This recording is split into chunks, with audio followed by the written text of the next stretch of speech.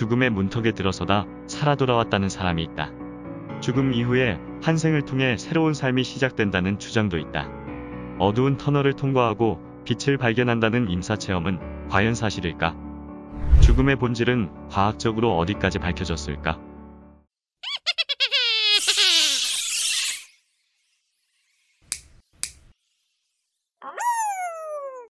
사람의 영혼이 육체로부터 분리될 수 있다는 믿음은 역사를 통해 여러 문화에서 발견된다. 초심리학에서는 육체와 별개의 것으로 믿어진 영체가 육체로부터 분리되는 것을 경험하는 현상을 일러 유체이탈 경험이라 한다. 한마디로 유체이탈 경험은 사람의 의식이 일시적으로 육체에서 빠져나가는 순간을 느끼는 체험이다. 오비인은 대개 몇 초에서 몇 분까지 지속되며 발생하는 원인과 장소에 따라 여러 종류로 구분된다. 먼저 발생 원인에 따라 자연 오비이와 강제 오비이로 나뉜다. 자연 오비이는 침대에서 쉬거나 잠을 자거나 사무실에 앉아 있을 때 특별한 이유 없이 발생하는 경우이다. 강제 오비이는 특정 사고 또는 상태에 의해 야기되는 경우이다. 예컨대 육체가 상처를 입거나 정신적 충격을 받았을 때 발생한다. 강제 오비이는 때때로 병원에서 겪게 된다. 어떤 환자는 마취 상태로 수술을 받는 동안에 의사들의 머리 위에서 내려다본 자신의 수술 장면을 설명하기도 한다. 오비이는 또한 최면이나 명상에 의해 유도될 수 있다. 유체이탈 경험은 발생 장소에 따라 국부적 오비이와 영적 여행으로 나뉜다. 국부적 오비이는 사람의 육체로부터 가까운 곳에서 어떤 사건이나 장면을 체험하는 경우이다. 오비이는 대부분 국부적으로 발생하지만 멀리 떨어진 곳의 상황을 생생하고 정확하게 묘사하는 사례가 적지 않다. 예컨대 수술을 받는 도중에 육체를 떠난 의식이 병실 밖으로 빠져나가 간호사와 의사가 복도에서 은밀하게 나눈 이야기를 엿듣고 돌아온 사례가 보고되었는데, 무의식 상태에서 환자가 들은 대화 내용이 당사자들에 의해 사실인 것으로 확인되었다. 육체에서 분리된 영혼이 먼 곳으로 여행하지 않고서는 불가능한 일이므로 이러한 오비이는 영적 여행이라 불린다. 국부적 오비이는 특별한 형태의 환각현상으로 설명될 수 있다. 의식이 없는 상태에서도 뇌를 통해 들어오는 감각 정보와 기억 속의 내용을 결합시켜 마음으로 특정 사건을 재구성해낼 수 있기 때문이다. 특히 육체의 사멸 후 영혼의 보존 여부가 궁금한 사람들은 마음이 몸으로부터 분리 가능함을 암시하는 영적 여행 현상에 깊은 관심을 나타낸다. 사람은 누구나 반드시 한번 죽는다. 지구상에서 인간은 자신의 죽음을 아는 거의 유일한 생명체이다. 그러나 인류는 죽음이 불가피한 것임을 인정하면서도 죽음이 모든 것에 대한 종말임을 인정하려 들지 않는다. 죽음에 대한 이중적인 태도에서 내세에 대한 믿음이 비롯되었다. 죽음 이후의 삶과 영혼의 보존에 대한 관심은 기원전 3000년부터 오늘날까지 인류에게 하나의 강박관념이 되었다. 사후의 삶을 믿는 사람들은 영생의 개념을 특정 종교와 결부시켜 영혼의 존재를 인정했지만, 과학에 있어 무덤 저쪽의 세계는 탐구가 불가능한 영역이었다. 따라서 1960년대까지 죽음의 과정을 과학적으로 연구하는 시도는 거의 없었다. 죽은 사람은 말이 없기 때문이다. 그러나 죽음의 문턱까지 간 사람들이 목숨을 건진 경험담이 연구되면서부터 임사체험이라는 용어가 등장하게 된다. 미국 정신과 의사인 레이먼드 무디가 만든 이 용어는 죽음의 한 발 앞까지 갔다가 살아남은 사람들이 죽음 너머의 세계를 엿본 신비스러운 체험을 일컫는다. 연구에 따르면 임사체험을 경험한 사람들에게는 5단계의 공통점이 발견되었다. 그 전에 먼저 내가 실제 겪었던 일을 얘기해 보고자 한다. 내가 20대 초반대의 일이다. 날씨가 추운 1월달이었다. 나는 패스트푸드점에서 아르바이트를 하고 있었고 차비를 아끼기 위해 오토바이를 타고 다녔다.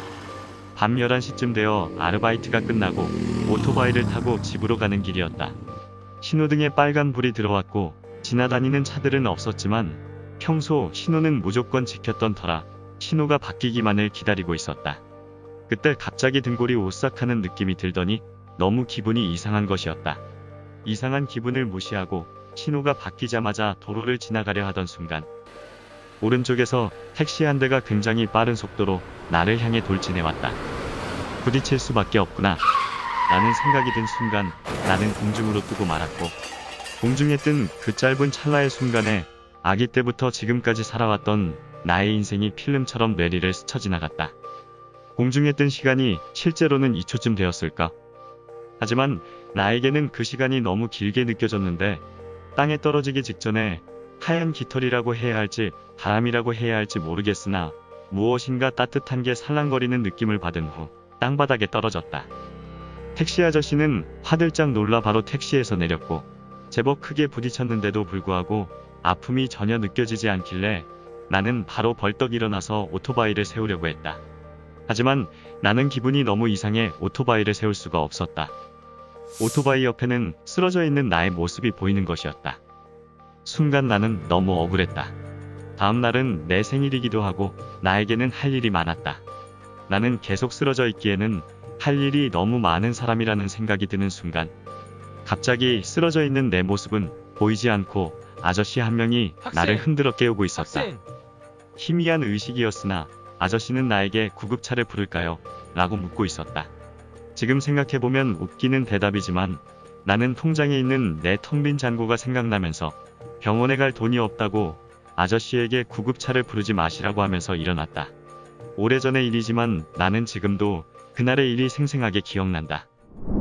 무디는 인사체험의 연구로 일반 사회의 주목을 받은 최초의 인물이다. 1975년에 펴낸 삶 이후의 삶이라는 책은 300만 부 이상 팔린 베스트셀러가 된다. 무디는 이 책에서 사망 선고를 받은 후 소생한 환자 100명의 사례 보고서를 제시했는데 모든 임사체험에는 비슷한 요소들이 나타나고 있다는 결론을 내렸다. 같은 시기에 정신과 여의사인 엘리자베스 퀴블러로스 역시 죽음을 앞둔 환자를 연구하여 무디와 비슷한 결론에 도달한다. 1980년 심리학자 케네스 린이 발표한 임사체험의 5단계는 평화로운 감정, 유체이탈 경험, 터널 같은 어둠으로 들어가는 기분, 빛의 발견, 빛 쪽을 향해 들어가는 단계이다. 각 단계는 평화 60%, 유체이탈 37%, 터널 23%, 빛 발견 16%, 빛 관통 10%로 다음 단계로 넘어갈수록 그 전 단계에 비해 보고되는 빈도수가 적게 나타났다. 임사체험자의 60%가 1단계에서 육체적 고통이나 두려움은 사라지고 말로 표현할 수 없이 평화롭고 만족스러운 느낌을 경험한다.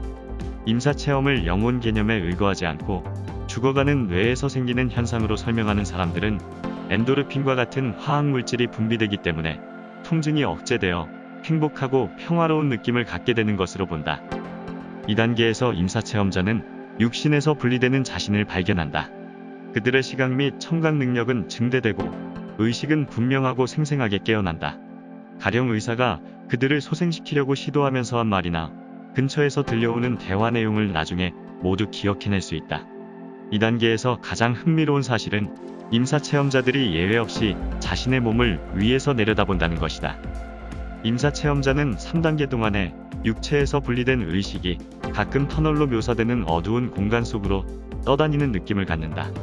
사후의 삶을 믿는 사람들은 터널을 내세로 가는 통로라고 생각하며 터널의 끝이 이승과 저승이 갈리는 장소이므로 이곳에서 지구로 되돌아갈 것인지 아니면 내세로 계속 나아갈 것인지 여부에 대한 중대한 결정이 내려진다고 믿는다. 그러나 과학자들은 터널을 경험하는 이유에 대해 다양한 이론을 내놓았다. 가령 천문학자인 칼 세이건은 터널의 경험이 자신의 탄생을 다시 체험하는 것이라고 주장한다. 터널을 어머니의 산도에 비유한 셈이다. 그러나 세이건의 주장은 설득력이 떨어진다. 태아가 세상에 나오기 위해 고통스럽게 산도를 통과하는 것이 임사체험에서 묘사된 터널을 지나가는 것처럼 결코 평화로운 일이 아닐 뿐만 아니라 임사체험자 중에 상당수가 제왕절개로 태어났음이 밝혀졌기 때문이다. 4단계에서 임사체험자는 터널의 끝에 나타나는 밝고 따뜻한 빛을 보게 된다. 이 빛은 처음에는 멀리 떨어진 하나의 점이었다가 그를 향해 끌려 내려와 몸을 감싼다. 많은 임사체험자들은 2단계를 죽음의 체험이 끝나고 새로운 삶이 시작되는 순간으로 해석한다. 마지막으로 5단계는 임사체험담 가운데 가장 두드러진 공통점이자 가장 큰 영향력을 끼친 빛 속으로 들어가기이다.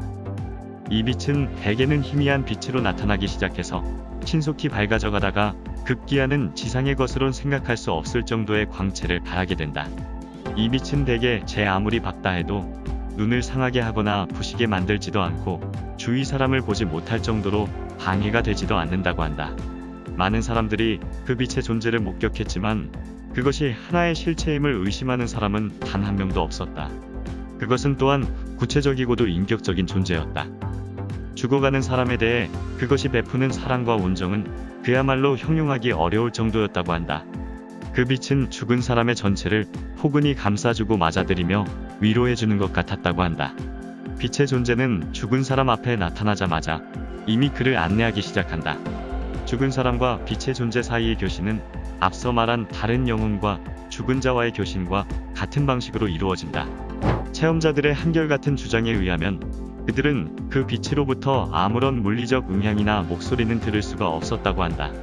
그 대신 직접적인 영적 교신을 통해 상대방의 의사를 파악하는 것이 가능했다고 한다. 그 교신 과정에서는 오해나 거짓 같은 것이 손톱만큼도 배제될 우려가 없었다는 것이다. 빛의 존재는 자기 안에 끌려 들어간 죽은 자를 향해 어떤 일정한 의사를 전달해준다. 그 의사는 대개의 경우 몇 개의 고정된 질문 형식으로 표현되었다고 한다. 가령 당신은 죽을 준비가 되어 있는가라든가 죽을 각오가 되어 있는가, 또는 살아서 무엇을 했는지 나에게 내세울 것이 있는가, 당신은 자신의 삶을 가지고 무슨 일을 했는가 하는 등등의 것이었다고 한다. 첫 번째 두 개의 질문 형식은 주로 준비태세에 관련된 것으로 성취 또는 업적과 관련된 나중에 두 질문과는 성격이 다르다.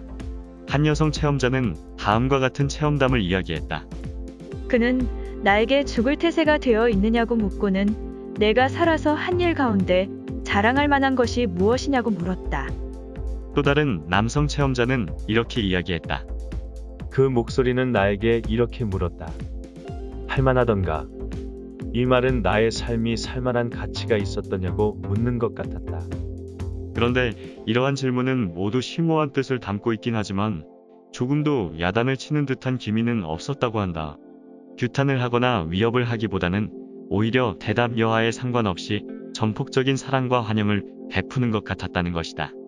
그리고 그런 질문을 하는 까닭도 그로 하여금 자신의 삶을 한번 되돌아보고 무엇인가를 깨우치게 하려는데 있는 것처럼 보였다고 한다.